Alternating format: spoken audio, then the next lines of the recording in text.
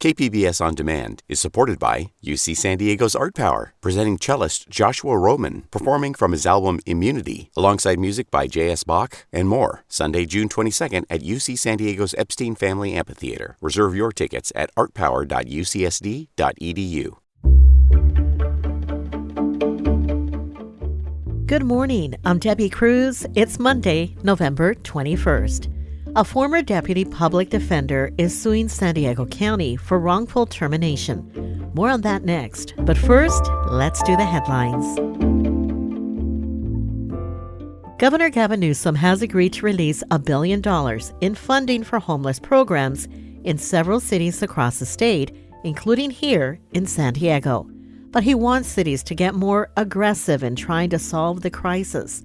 Earlier this month, Newsom put a pause on the funds, telling cities to do better. Homeless advocate Michael McConnell says that move could be a wake-up call for city governments. I think it's time to quit patting people on the back and saying you're doing a great job and doing exactly what the governor did and said, whoa, y'all aren't doing a very good job. Let's rethink this.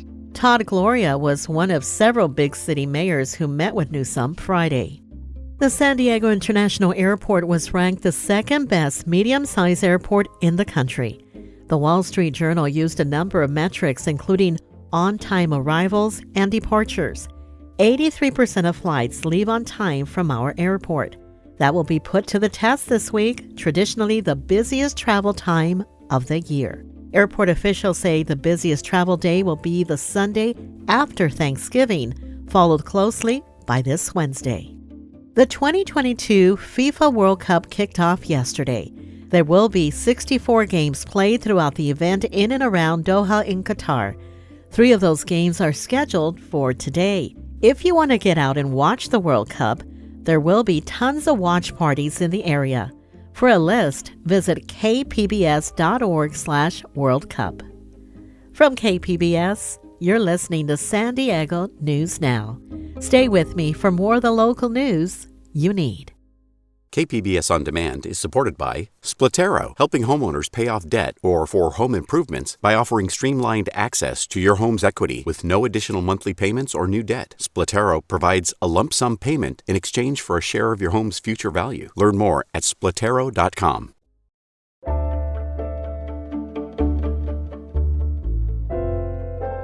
A supervisor in the San Diego County Public Defender's Office is accused of using racist terminology. Those allegations are scheduled to be aired in Superior Court soon. KPBS investigative reporter Amitha Sharma has details. In August 2020, Andre Bollinger, a Black Latino lawyer, spoke during a Zoom meeting at the Public Defender Association of San Diego County. He told board members they were alienating attorneys of color. Board member and senior public defender Supervisor Sherry Stone allegedly responded by calling Bollinger lazy. Colleagues say Bollinger is a well-respected and talented trial attorney, but Stone reportedly continued to attack him. She allegedly said, "How dare he try to lynch her or the PDA board given his low acumen and poor performances." Chilling. There's a reason why hate speech is outlawed, and that's because it has a chilling impact. It prevents others from exercising that right to speech, and this had exactly that impact. Former Deputy Public Defender Zach Davina was in that meeting. His co-workers were outraged over Stone's alleged comments. They came to Davina because he is a member of the union's Diversity, Equity, and Inclusion Committee. I'm a white guy. I don't have the history of lynching like other folks, people of color, do. And so the first thing I did was listen. And then he says he and fellow DEI committee members recommended that Stone receive diversity training. About how that was an act of aggression, and also that her role as a supervisor should be reconsidered, never asking her to lose her job. Davina believes his recommendation ultimately cost him his job. About a month later, Davina says Stone sat on his tenure review panel and told him, "I want you to know that slights against coworkers will come back to bite you." And how did you interpret that? Exactly how she meant it. Davina believes he also ran afoul of management months earlier when he came out as gay to an LGBTQ panel. In doing so, he said the public defender office had not always been so welcoming to people like him. He says the backlash was immediate. I had supervisors reach out directly and express their concern about me bringing up that statement, sort of critiquing the office in that sense. Still, Davina says he had only received stellar performance reviews, so he expected more of the same in October 2020 when he went before the tenure review panel. He was wrong. Almost, I would say, the second or maybe third question after "How are you?" was, you're pretty animated and flamboyant. Don't you think that hurts your clients?" Which I don't know how to describe how that felt. But Davina says he knew what it meant. You are too much. You are too gay. You are too different. He was crushed. I believed that if I did everything I could for my clients, if I put everything into the job, it would be the time where my work would matter and who I am wouldn't be the determining factor. Davina says supervisors then approached him in November 2020 with an ultimatum: quit or be fired. He says they told him he was not a good fit for the office's culture. Davina is suing the county for wrongful termination. Former Deputy Public Defender Michelle Reynoso has filed a similar lawsuit. She declined to speak to KPBS. KPBS reached out to Stone, Public Defender Randy Mize, and San Diego County Counsel for comment. The county says it looks forward to bringing these cases to a jury to hear the facts. Davina's trial is scheduled to start next month. Reynoso's is in February. Lawyer Christopher Ludmer represents both attorneys. He says the allegations in their cases don't align with the values of the Public Defender Office. The fact that the type of discrimination and retaliation that the Public Defender's Office carried out against Zach was done by lawyers makes this case even worse. Amita Sharma, KPBS News.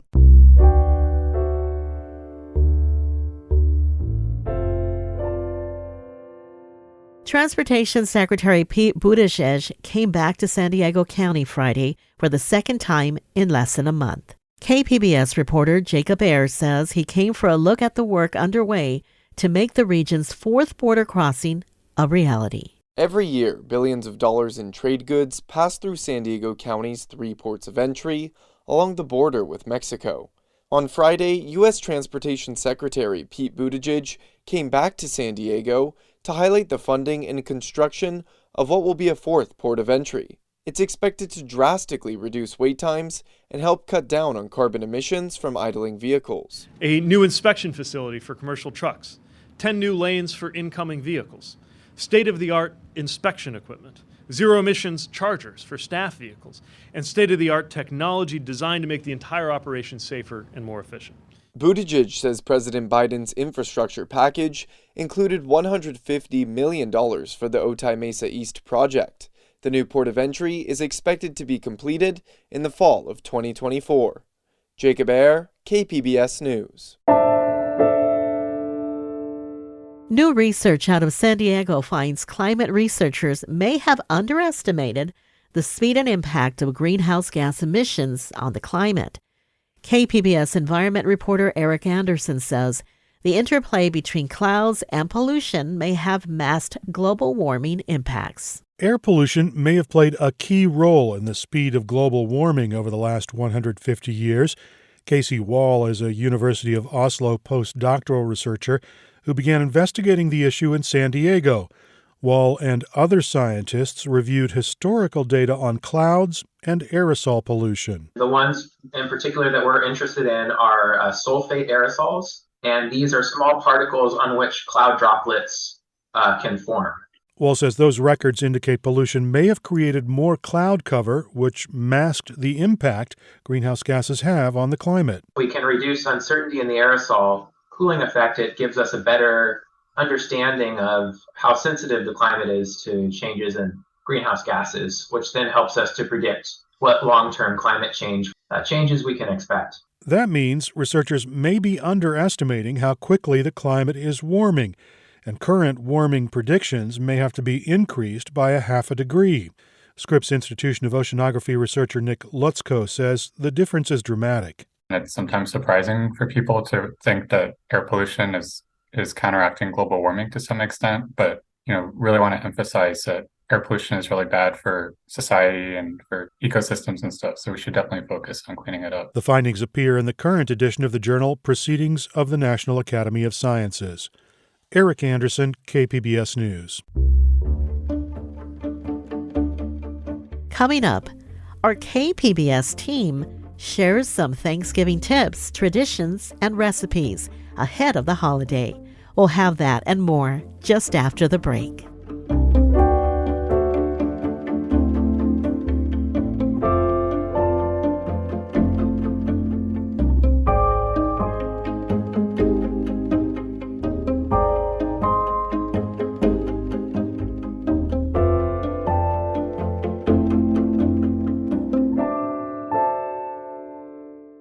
KPBS On Demand is supported by Latino Legacy Foundation, presenting their Storyteller series, Reach for the Stars with Ellen Ochoa, the first Latina astronaut, former NASA director, and San Diego native, Sunday, June 29th.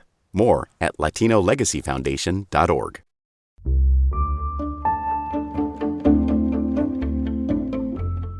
SDSU has created the Center for Tobacco and the Environment to examine the health and environmental effects of tobacco products. KPBS SciTech reporter Thomas Fudge has more. San Diego State faculty have been involved in lots of research on tobacco pollution, like examining parks and beaches to collect and count what seemed like an infinite number of cigarette butts. The university created the Center for Tobacco and the Environment to give the research a home. Georg Mott is the center's director and a psychology professor at SDSU. He says the center's mission is to examine and then hopefully find solutions to this very serious problem that exists outdoors in terms of tobacco product waste, as well as indoors in terms of tobacco smoke toxic residue. That toxic residue, where tobacco smoke becomes embedded in carpets and drywall, is often called third-hand smoke. Lydia Greiner, also a psychology professor at San Diego State, says people who have bought pre-owned homes have described it to her. We can see on the walls where there are stains, where the pictures were removed. We can also smell an overwhelming smell of tobacco smoke. The smell actually represents toxic chemicals. Mott says the Center for Tobacco and the Environment is funded entirely by grants that fund the research. Thomas Fudge, KPBS News. Environmental groups are celebrating San Diego's passage of a ban on single-use plastics. KPBS reporter Melissa May tells us what it will mean for the environment. The new law covers a long list of polystyrene products that will be off limits, including items for food service, ice chests, and even some pool toys. City departments won't be able to buy such products, and a food vendor can only offer single-use utensils and straws upon request. The Surfrider Foundation has been working on this ordinance since 2018, and their San Diego County Policy Coordinator, Mitch Silverstein, says plastic makes up more than 80% of what they find during beach cleanups. Times have changed. Public perception and awareness of the plastic pollution issue has increased exponentially. Unfortunately, the problem is increasing exponentially as well. So it makes it even more important for us and for communities to take action. The ordinance goes into effect on April 1st, 2023, but there will be a one-year delay for small businesses making less than $500,000 a year, plus hardship exemptions for some businesses. Melissa May, KPBS News.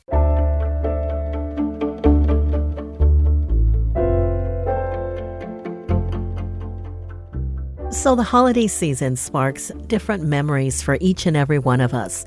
With Thanksgiving only a couple days away, we asked the newsroom to share their traditions, favorite foods and recipes. What are the things that make the holiday special to them? And here's what they said.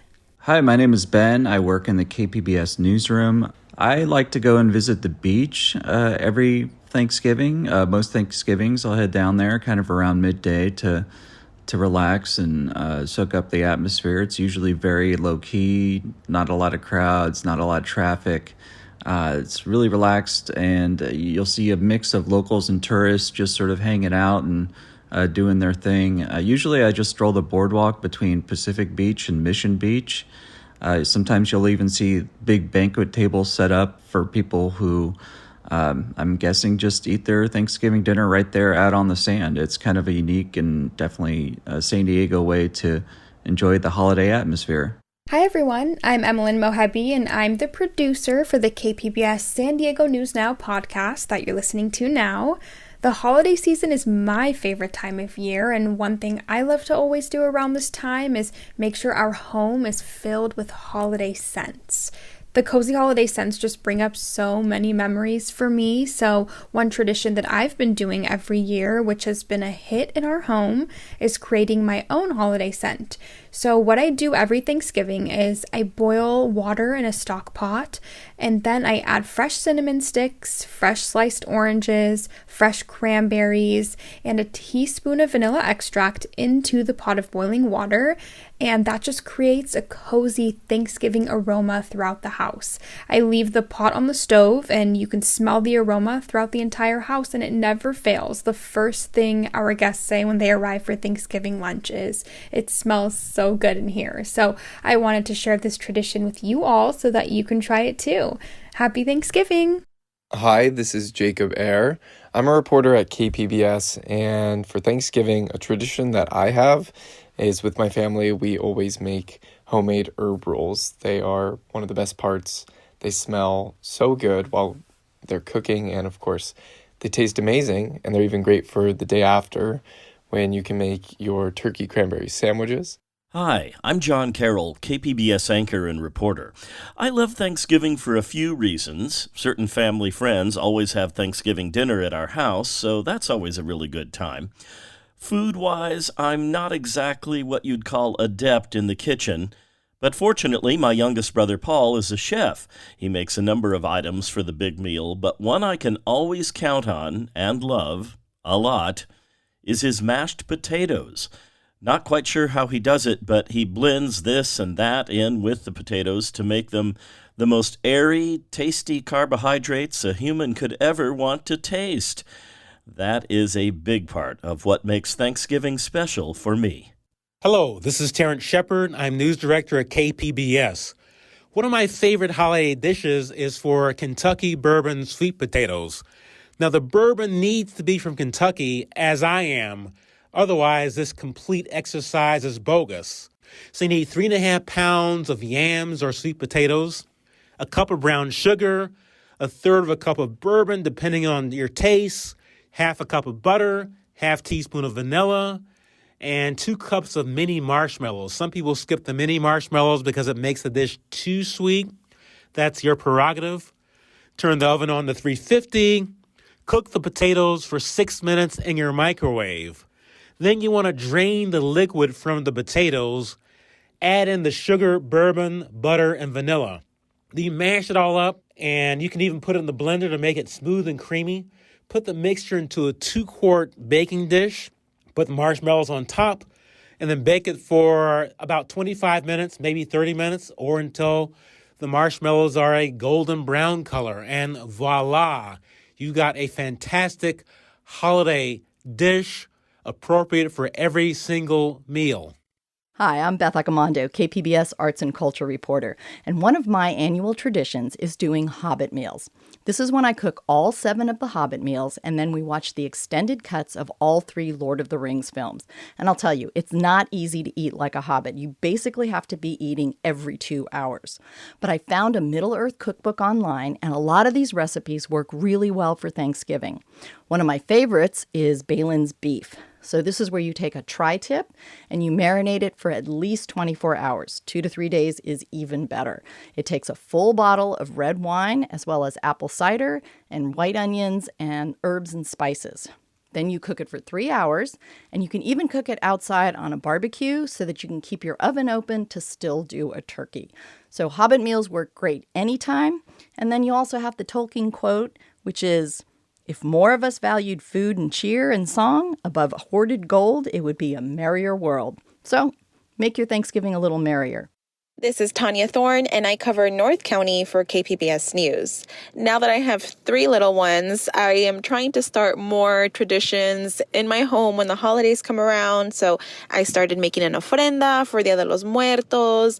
And now that we've reached Thanksgiving, I am starting to make buñuelos with them, which is like a crispy fried sweet dessert in a lot of Mexican households.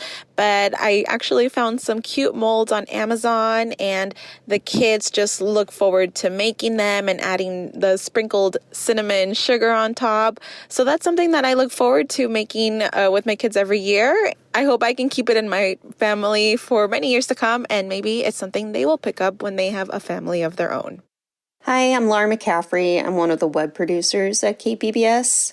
So my family and I, we used to do the traditional Thanksgiving dinner thing with turkey, in my case, tofurkey, mashed potatoes, stuffing, etc. But since losing both of our parents, my brother and sister and I, we've started celebrating in ways that don't remind us of how we used to celebrate with our parents. So last year we got sushi. This year we're going to get Chinese food. But we're still celebrating together, which I don't think that's ever going to change. You know, hearing these gives me that special feeling we get during the holidays, the warmth of family and friends, and I hope you are planning on spending your holiday with those you hold dear. We'd love to hear about your Thanksgiving traditions and favorite recipes. Call us at 619-452-0228 and leave a voice message with your first and last name, your neighborhood, and what you'd like to share with us. That's it for the podcast today. As always, you can find more San Diego news online at kpbs.org. I'm Debbie Cruz. Thanks for listening and have a great day.